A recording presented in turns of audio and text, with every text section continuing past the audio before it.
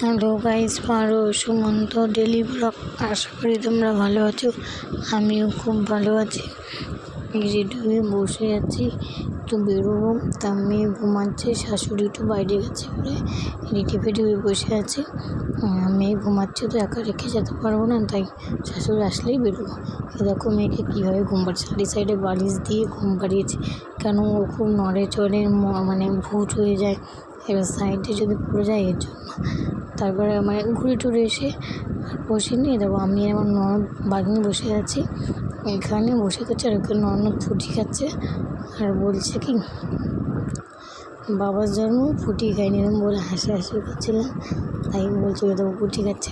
তারপরে দেখো বেরোলাম সন্ধ্যাবেলায়, কি সুন্দর লাইটিং করেছে দেখেছো? খুব সুন্দর লাইটিং করেছে এখানটায়। উপরে তোমার এইবার প্রথম করেছে এই লাইটিংটা।